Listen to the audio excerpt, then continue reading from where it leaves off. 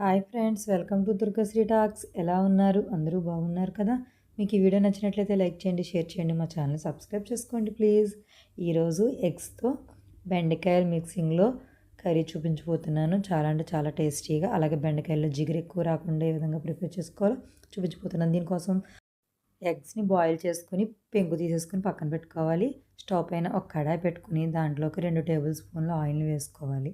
అలాగే ఒక చిన్న నిమ్మకాయ సైజ్ అంత చింతపండుని గోరువెచ్చని వాటర్లో అయినా నార్మల్ వాటర్లో అయినా నానబెట్టుకోవాలి. ఇప్పుడు ఆయిల్లోకి 1 టీ స్పూను పసుపుని వేసి ఆయిల్ బాగా వేడైన తర్వాత మనం పెంకు తీసిన కోడిగుడ్లను వేసుకుని బాగా వేయించుకోవాలి. ఇవి బాగా వేగిన తర్వాత వాటిని వేరొక బౌల్లోకి తీసేసుకుని అదే ఆయిల్లోకి మనం 2 ఆనియన్స్ని చిన్నగా కట్ చేసుకుని అలాగే 2 మిర్చీలను కూడా సన్నగా తరిగి ఈ ఆయిల్లో వేసుకోవాలి.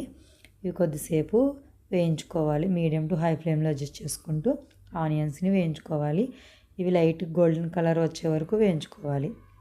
ఇవి కొద్దిగా వేగిన తర్వాత దీంట్లోకి మనం 1 స్పూన్ సాల్ట్ అలాగే 2 టేబుల్ స్పూన్ల కారాన్ని కూడా యాడ్ చేసుకోవాలి. వేసుకొని ఒకసారి బాగా అంతా కలిసేలా కలుపుకోవాలి. ఈ ఆనియన్స్ బాగా వేగిన తర్వాత మనం బెండకాయల్ని మీడియం సైజులో కట్ చేసుకుని వేసుకోవాలి. బాగా చిన్నవి ఫ్రైకి వేసుకున్నట్లుగా బాగా చిన్నవి కాకుండా బాగా పొడవుగా కాకుండా ఇలా మీడియం సైజులో కట్ చేసుకోవాలి. అలా బెండకాయ కూడా ఫ్రెష్గా మరి ఈరోజు కట్ చేసిన ఈరోజు కాకుండా ఈరోజు తెచ్చుకున్న రేపు చేసుకుంటే జిగురు అనేది కొద్దిగా తగ్గుతుంది. అప్పుడు వాటిల్లో ఎక్కువ జిగురు ఫామ్ అయ్యి జిగురుగా లేకుండా ఉంటుంది. ఈ విధంగా బెండకాయల్ని మీడియం సైజులో కట్ చేసుకుని వేసేసుకోవాలి. వీటిని ఆయిల్లో ఒక 15 నిమిషాల పాటు మగ్గనివ్వాలి. ఈ విధంగా ఫ్రై చేసుకుంటూ మూత పెట్టుకుంటూ మధ్య మధ్యలో ఒక్కొక్కసారి కలుపుకుంటూ చేసుకోవాలి. అలాగే కొద్దిగా వేగిన తర్వాత ఒక టమాటాని సన్నగా కట్ చేసుకుని ఈ విధంగా వేసుకోవాలి. ఇది కూడా అలా కలుపుకుంటూ బాగా వేయించుకోవాలి. ఒక 5 నిమిషాల పాటు మూత పెట్టుకుని వేయించుకున్న తర్వాత ఈ విధంగా అన్ని దగ్గరికి వచ్చి అన్నీ బాగా వేగాలి. వేగిన తర్వాత మనం ముందుగానే వేయించి పక్కకు తీసుకున్న ఎగ్స్ ఉంటాయి కదా, వాటిని కూడా ఇందులోకి వేసుకుని అంతా బాగా కలిసేలా కలుపుకోవాలి. కర్రీలోకి ఈవెన్గా స్ప్రెడ్ చేసుకోవాలి. ఇందులో మనం చింతపండు నానబెట్టుకుని ఉంచుకున్నాం కదా, కొద్దిగానే నానబెట్టుకోవాలి, మరీ ఎక్కువగా అక్కర్లేదు. ఒకవేళ ఇష్టం లేదనుకుంటే చింతపండు గుజ్జుని స్కిప్ చేసేసి నార్మల్గా 1 గ్లాసు వాటర్ని యాడ్ చేసుకున్నా సరిపోతుంది.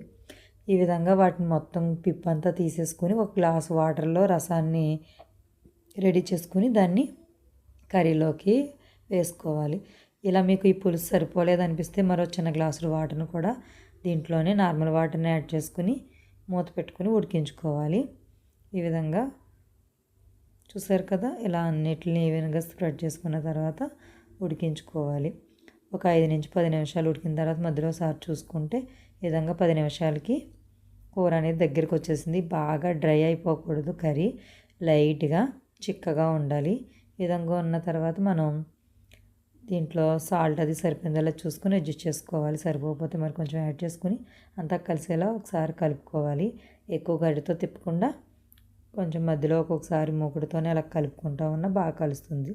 అంతే, సింపుల్గా బెండకాయ ఎగ్ కర్రీ అయితే ప్రిపేర్ అయిపోయింది. చాలా అంటే చాలా టేస్టీగా ఉంటుంది. ఎప్పుడు బెండకాయ ఇష్టపడిన వాళ్ళు కూడా ఇలాగ ఎగ్తో అయితే కొంచెం వద్దనకుండా తింటారు కాబట్టి ఈసారి ఇలా ట్రై చేయండి. మీకు కనుక ఈ కోడిగుడ్డు బెండకాయ రెసిపీ నచ్చినట్లయితే లైక్ చేయండి. మీ ఫ్రెండ్స్ అండ్ ఫ్యామిలీ మెంబర్స్కి షేర్ చేసి సబ్స్క్రైబ్ చేసుకోండి. మరిన్ని మంచి వీడియోస్ కోసం బెల్ ఐకాన్ని యాక్టివేట్ చేసుకుని రెగ్యులర్గా ఫాలో అవుతూ ఉండండి. Thank you for watching.